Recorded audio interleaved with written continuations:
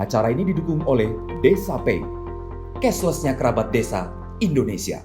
Nah, Bapak dan Ibu, di sini mungkin bisa dilihat ya tadi di link yang sudah disampaikan oleh Mas Abi di chatbox, link ekodu.com/UMKM Lokalaris. Jadi di sini kita memperlihatkan sekilas tentang apa manfaat ketika Bapak dan Ibu memiliki aplikasi Ekodu. Yang pertama itu kita ingin memberikan akses pasar pengadaan digital pada Bapak dan Ibu langsung melalui handphone.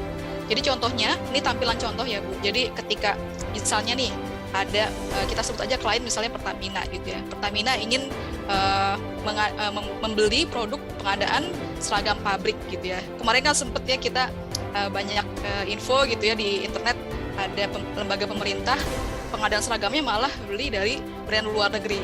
Kalau menurut saya itu justru jadi introspeksi buat kita sebagai UMKM. Apakah standarisasi produk-produk yang kita buat itu bisa ke depannya menyaingi brand-brand luar negeri gitu ya. Dan saya yakin kita pasti bisa. Kenapa Bapak dan Ibu saya yakin seperti ini? Karena kita juga berapa kali belajar ya Bapak dan Ibu. Pak Wahyu pun bahkan sudah berapa kali datang langsung ke Tiongkok gitu ya, melihat kenapa sih kok bisa Tiongkok itu bisa maju gitu ya. Padahal bertahun-tahun lalu gitu ya, sebenarnya ya yang menggerakkan pabrik-pabrik industri Tiongkok di masa lalu itu sebenarnya berawal dari usaha rumahan gitu ya. Jadi gimana usaha rumahan itu bisa beradaptasi dengan teknologi, bisa meningkatkan kualitasnya gitu ya, hingga kemudian tumbuh dan bahkan menjadi skala industri gitu ya, dan bisa ekspor ke seluruh dunia. Jadi makanya di sini Bapak dan Ibu UMKM ketika memiliki aplikasi Ekodu akan melihat banyak sekali permintaan-permintaan dari klien perkantoran gitu ya, klien-klien pemerintah, klien-klien dari perusahaan swasta yang mencari produk-produk dari UMKM. Dan uniknya gitu ya, Bapak dan Ibu di sini semua memiliki kesempatan yang sama untuk menawarkan produknya langsung gitu ya di handphone. Jadi misalnya tadi ya ada seragam pabrik yang dibutuhkan oleh Pertamina. Nah ini ternyata waktu itu ada UMKM kita dari Depok gitu ya, dan juga dari Bandung. Mereka itu punya keunggulan gitu ketika mereka produksi seragam.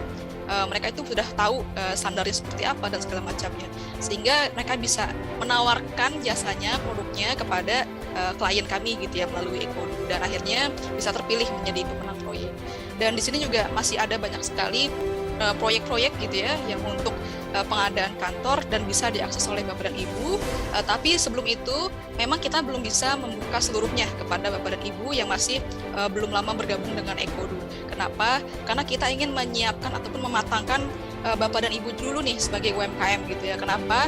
Karena percayaan dari klien itu sangat penting Bapak dan Ibu gitu. Jadi kami berharap dengan adanya kerjasama dengan TV Desa gitu ya, melalui pendampingan ini Bapak dan Ibu bisa memahami gitu apa sih tipe-tipe klien yang memang potensial nih untuk Bapak dan Ibu UMKM dekati gitu ya, dan bagaimana cara komunikasinya, bagaimana sih standar dari pemerintah ataupun perusahaan swasta ketika ingin membeli barang gitu ya secara ribuan pieces gitu ya dari UMKM seperti itu.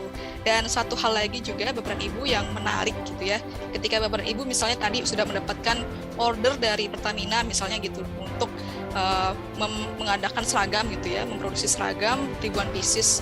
Ternyata Pertamina seperti kita tahu sama dengan beberapa perusahaan lain, pemerintah lain gitu ya, bahwa ketika mereka pesan dari UMKM, bagaimanapun mereka itu punya peraturan gitu bahwa baru bisa membayar ketika produknya sudah sampai di kantornya Pertamina ataupun klien-klien gitu ya. Nah, ini juga yang menjadi kami memahami ini menjadi kesulitan bagi Bapak dan Ibu UMKM. Oleh karena itu, di Ekodu kita membantu menghubungkan Bapak dan Ibu UMKM dengan penyedia dana nih untuk mendanai proyek-proyek yang tadi sudah deal gitu ya. Kita ambil contoh nih Bu. Jadi tahun lalu ketika masuk pandemi gitu ya, di situ kita mencoba mengedukasi gitu ya UMKM kita untuk produksi APD tapi sesuai standar dari pemerintah. Nah, di sini juga ternyata ada kesulitan gitu ketika kemudian dari APD Damkar gitu ya sudah setuju dengan produknya, ternyata UMKM nggak bisa produksi. Kenapa? Waduh, Bu Laras, ini kalau kita harus produksi dan harus nombok dulu 300 juta itu nggak bisa Bu gitu kan. Nah akhirnya kita coba hubungkan dengan, alhamdulillahnya ternyata justru banyak sekali pendana dari luar negeri yang tertarik untuk membeli UMKM kita.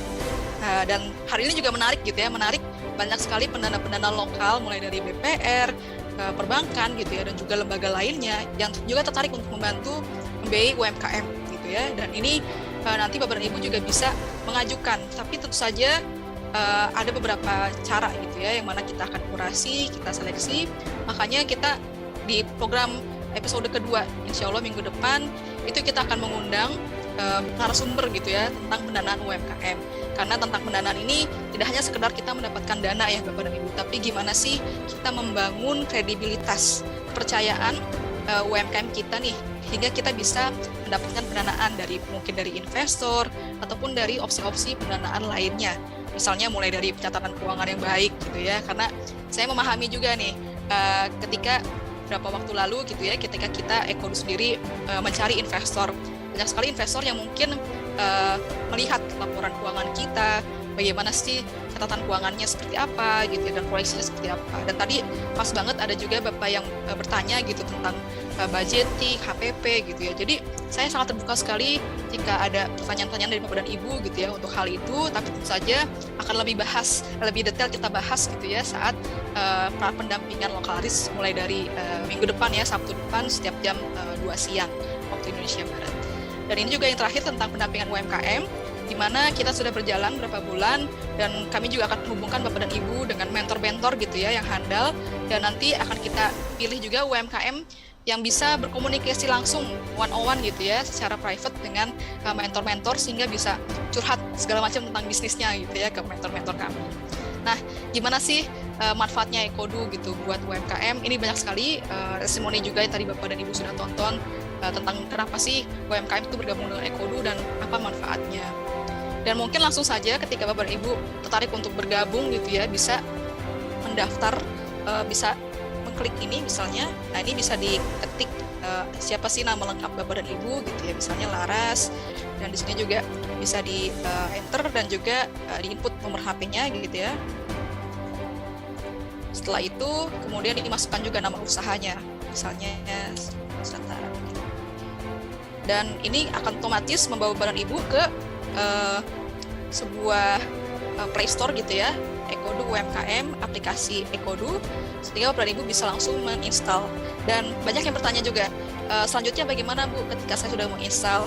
Pasti mungkin ada beberapa juga Bapak dan Ibu yang mengalami kendala gitu. Mungkin misalnya seperti email tidak masuk, OTP tidak masuk. Kita akan senang hati akan membantu Bapak dan Ibu untuk mendampingi. Mungkin nanti akan berkala kita akan respon di WA group masing-masing bagaimana sih cara mendaftar di Ekodu UMKM aplikasinya.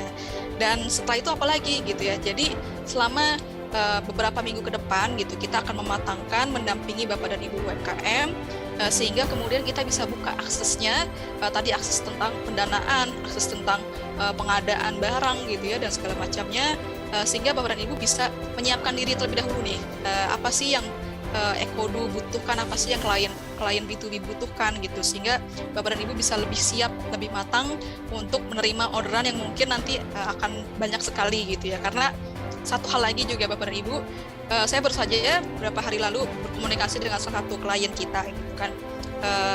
Kebetulan beliau ini sudah banyak memiliki pengalaman gitu ya menjadi tim procurement di perusahaan-perusahaan besar seperti Nestle gitu ya, Aqua dan segala macamnya. Dan kenapa sih kok pabrik-pabrik itu masih banyak yang masih belum terlalu percaya dengan UMKM? Nah, ini juga yang akan kita kupas beberapa minggu ke depan. Kenapa sih penting bagi UMKM kita untuk memiliki mindset untuk bisa menjaga tadi branding bisnisnya, kualitas usahanya gitu. Karena ketika bisa menjaga kepercayaan klien, itu bisa jadi gitu ya, jadi peluang kita untuk terus-menerus dibeli oleh klien perkantoran ataupun pemerintah. Seperti itu mungkin dari saya.